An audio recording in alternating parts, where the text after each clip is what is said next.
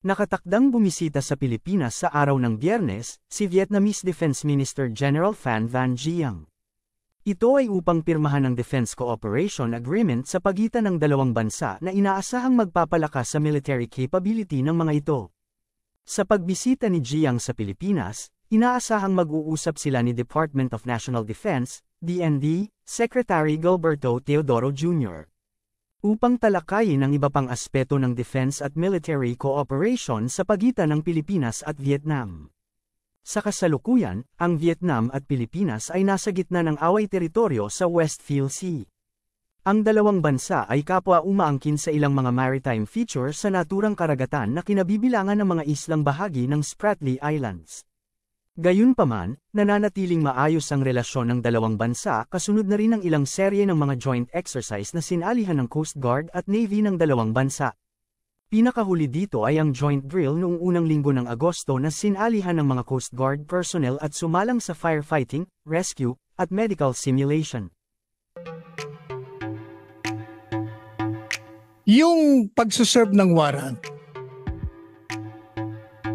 di ba ang advice ko na naman sa kanila when I read yung complaint ng yung counter ng PNP, sabi ko pumunta kayo sa court uli.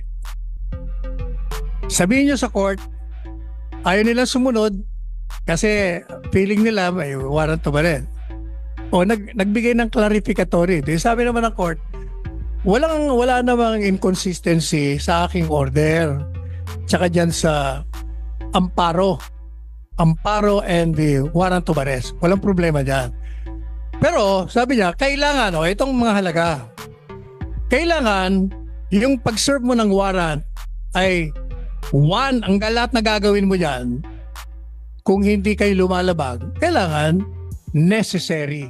Kaya, tingnan niyo yung order. Necessary and reasonable. Kaya sabi ko sa mga abogado, when I read the clarificatory in my show, sabi ko, ipakita nyo sa hukuman na yung ginagawa nila ngayon dyan, na nananatili sa dyan at tinutuloy pa rin yung ginagawa nila, hindi na necessary at hindi reasonable. Bakit naman? Saan ka naman nakakita? Can it be necessary for 3,000 people to serve a warrant of arrest for one particular person? Is that necessary? If it is necessary, is it reasonable for them to be there? They occupy the private property. Doon sila umiihi. Buti sana kung umiihi sila sa comfort room. Kahit saan natutulog, kumbaga, flagrant violation na yun ng property rights, ng constitutional rights ng mga petitioner. Kaya, sabi ko, ang pag-asa nyo na lang, kasi bago nagsalita si Presidente Marcos Jr., sabi ko sa article ko at sa programa ko, Mr. President, you have to intervene because your silence or your inaction will be construed as acquiescence. Pag hindi ka nagsalita rito at hindi ka gumalaw, ibig sabihin pumapayag ka. Nagsalita siya, sinusuportahan niya raw. Patay na. Sabi ko, wala na kayong maasahan sa Presidente dahil sinusuportahan niya So takbo na uli kayo sa hukuman. Tumakbo na kayo, nagkaroon na ng order. Hindi kayo satisfied? Ito pang advice ko. Yang mga pinapakita niyong video, yung paglabag, pananakit, pang-teargas, yung ginagawang lahat ng pagyurak, mga kalapastanganan, hindi yan ebidensya na tatanggapin ng hukuman hanggat hindi nyo isinusumiti sa court by way of a pleading or a motion or a manifestation. Hindi pa pwede yung propaganda lang kayo ng propaganda sa TV o sa media o sa social media. Kailangan punta kayo sa hukuman, Your Honor. So ayan, ito po mga ebidensya na yung order nyo hindi naman nila sinusunod. O ewan ko kung ginawa na nila, 2 araw ko na sinasabi yun. But meanwhile, I understand, nag-file na sila ng kaso, appropriate charges. Sinasite nila in contempt of court. Hindi natin alam kung anong mangyayari doon. Pero sa tingin ko, dapat doon sa motion to cite them in contempt, dapat isumiti na nila lahat yung mga video. Pipresent nila yung kumuha, magte-testify doon, yung mga naka-witness, para malakas ang kaso nila. Ngayon, sabi ko, kung despite that, ma-deny, punta na kayo sa higher court. Takbo kayo sa Court of Appeals. Kung hindi pa rin kontento, takbo kayo sa Korte Suprema. Kasi Korte Suprema lang talaga ang makakapahinto niya. Walang iba. Of course, merong alternative. Ang alternative is ang taong bayan ang magpapahinto sa inyo. Pero that will mean that we will have another EDSA revolution. That will mean there will be a political upheaval, which we cannot afford. Ayaw na natin yan kasi itong mga pagbabago ng administrasyon sa pamamagitan ng dahas, yun ang nakakasagabal sa pag-unlad natin It has been always a drawback of this country by reason of these political upheavals that we cannot progress. Ulit-ulit na lang Kaya sabi ko, wag na yan, sa hukuman na muna. At saka isa pa, kasi sinasabi nila, kailangan sir mag-take over na military. Saka bakit daw itong mga pulis, alam naman nilang illegal, hindi nila, bakit daw nila sinusunod? Isa lang ang reason dyan. Sabi ko, alam nyo, ang training at ang pag-aaral ng mga pulis pati militar ay follow the chain of command. Obey first before you question. Yun ang kanilang kultura. You cannot change that. Hindi nila pinag-aralan at hindi nila pinukpok sa mga ulo nila na pag yung order ay illegal, ang arestuin mo yung nagbigay ng order. Hindi yun ang napag-aralan nila. Ang napag-aralan nila, sundin mo kung anong order. O kaya kako, yung military, sinasabi nyo na mag-take over dahil mali, mahirapan kayo. But, tingnan nyo yung kasaysayan, paano gumalaw ang military. Doon sa EDSA Revolution, kaya lang sila gumalaw kasi nakita na nila yung taong bayan, naglalabasan, kumukontra, nagpoprotesta, binabatuta. Kahit na yung mga nagmamarcha, sila Senador Tanyada, kami nila Joker Arroyo, kahit anong gawin mo sa amin, tuloy-tuloy. Hindi ko pa nakikita yon. Wala ako nakikita mga prominenteng tao na sa kalsada na nangunguna sa pagpoprotesta. Kaya mga military, hindi nyo maaasahan gumalaw yan. They will only withdraw support pag nakikita nila they will be supported. Gaya ng EDSA Revolution, grupo ni Enrile, RAM. Gaya nung sino yung nagpakamatay? AFP Chief, si Secretary of Defense. Di ba? Sino? Ayun, di ba, Secretary, nag-withdraw din siya ng support. Yung military, kasi nakita niya na ang tao, suportado. But at this time, I don't think nakikita. Habang maingay ang tao, sabi ko nga sa programa ko, alam niyo, madali yung magsalita. Lumabas kayo sa kalsada. Kaya ng ginawa namin nung panahon ng Marcos, nung panahon ng ERAP, at nung panahon ng Cory. Kasi kung matatandaan nyo, I fought Mr. Marcos for 20 years. On the basis of violation of human rights. But when the Marcoses' rights have been violated, were being violated, ako'y umalis sa grupo ng Cory. And I led the fight against Cory by leading the Marcos loyalists. Kami ni Nilutayan. Araw-araw, kahit anong gawin sa amin, bumbayin mo kami ng tubig, tirga, wala. Hanggang yung tao, nakita nyo, na-pressure sila, pinabalik nila si Imelda hanggang nakabalik ang mga Marcos. Yun lang ang kailangan na gawin. Sa ngayon, we can rely on the courts. Sinasabi nila, makakaasa pa ba tayo? Alam nyo, habang totoo na mabagal kuminsan ng hukuman, palagi rin naman may aksyon.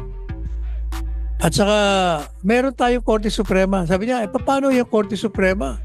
Baka ma-impluwensya. Mahirapan sila kasi 15 yan. Sa isang judge, isang justice pwede. Pero 15, mahirap.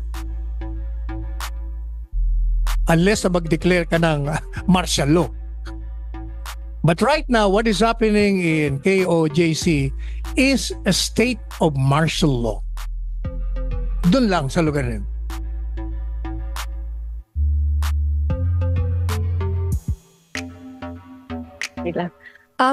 Follow up lang po kasi sabi po it's 50% almost done na yung PNP to search dun. 50% na raw po yung almost done, sabi po, to search dun po sa KOJC. Sino nagsabi 50%? Sabi po ng PNP, there's a write-up. So does that mean yung sinasabi niyo po na they should stop then? na for that one. Kasi sabi niya may 3,000, there are at least 3,000 policemen there. So, ang problema, ganito. Kayo, nakikita yung mga video. 3,000 nga, ay puro lang naman nakatayo. Hindi naman nagsisearch. Di ba? Paano nila matatapos ang search nila? Kung majority ng mga pulis nyo nakatayo lang doon, naka-formation, nakabarikada lang, ilan lang yung mga nagsisearch. Sa 3,000 yan, yung 30 hectares, sa isang tao per hectare, pwede na yun. Hindi naman nila, ang tingin ko ganito, I think they're justifying their presence to put pressure on Pastor Kibuloy to surrender. Ang teorya nila sa tingin ko, nilalabag nila mga karapatan para maawa si Kibuloy sa kanyang mga tauhan. Kawawa naman, mag-surrender na lang ako. Palagay ko yan ang kanilang play. Yan ang laro nila. Ito naman ang nakikita ko naman ng dahilan kung bakit hindi susurrender si Pastor. Sinabi ko na ito rin sa mga programa ko. Number one, alam nyo, nakausap ko yun si Pastor Kibuloy. I think 8 months before this happened. 8 months ago. Nagsumbong na siya sa akin. Sabi niya, alam mo Sal, yung mga kaso ko sa Amerika, galit sila sa akin. At ang latest na informasyon ko, i-rendition nila ako. 8 months ago pa niya sinasabi. Anong ibig mo sabihin rendition? Hindi ba sabi niya may policy ang Amerika na pag most wanted ka, nire-rendition? You mean yung ina-abduct? Tapos dinadala sa isang lugar, pinapatay nila. Oo, gagawin nila sa akin yun. Kaya natatakot ako para sa sarili ko. Kasi madalit sabi, hindi naman niya ako tinanong kung anong gagawin, ano bang magandang gawin. Basta nagkikwento lang siya. So, pinabayaan ko lang. That's one reason sa tingin ko kung ba't ayaw niyang lumabas. Tatakot talaga siyang ma-abduct. Pangalawa, ito naman ako naman ang nagbibigay reason kung bakit hindi siya lalabas sa Pilipinas kahit na walang rendition. Bakit? Paano? Ang problema naman dito sa Senado, doon sa committee hearing ng isang senadora,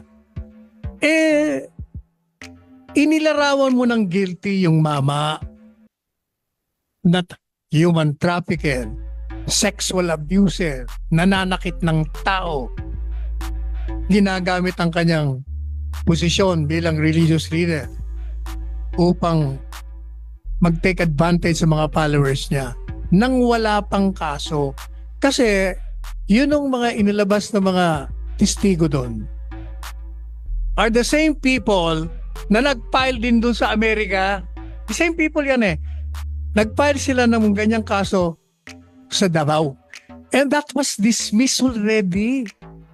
Dismissed na yung sinasabi ng senadora na merong ditong demanda. Kaya lang, ang naging problema naman, kaya criticize ko naman yung DOJ nung panahon ni Duterte. Kasi inupuan nila yung kaso. Nag-appeal. So nakatenga ng 2 taon. Walang kasi kung didesisyon na nila na in-affirm, wala na sana problema. Ang nangyari, nung nagkaroon ng prakaso dyan sa Kikibuloy, nagkaroon sila ngayon ng dahilan. Binuhay nila, in-affirm nila, dininay nila, or rather, ni-reverse nila yung desisyon. That is why na-file ang kaso. O, ang sabi ko sa kanila, problema sa inyo, tinatry nyo pa yung publicity yung mamang ito.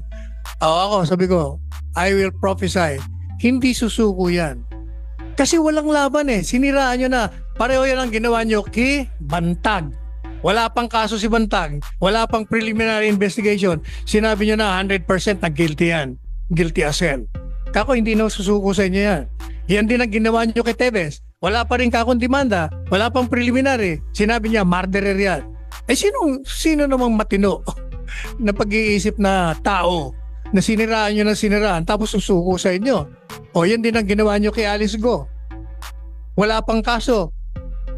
Nilarawan nyo na illegal lahat ang ginagawa niya. I'm not saying that these people I'm referring to are not guilty. What I'm saying, I've been repeatedly saying, if you have the goods, idemanda nyo na kaagad. Hindi yung sinisiraan nyo, tinatrial by publicity. Gaya ng ginagawa na naman nyo ngayon kay Sara Duterte. Gaya ng ginagawa nyo kay Duterte Digong na murderer daw, nagutos ng ganito. Gaya ng ginagawa nyo kay De La Rosa. Yan ang problema. Sinisiraan nyo eh. Eh kung titingnan nyo naman ang mga basis, puro naman hearsay.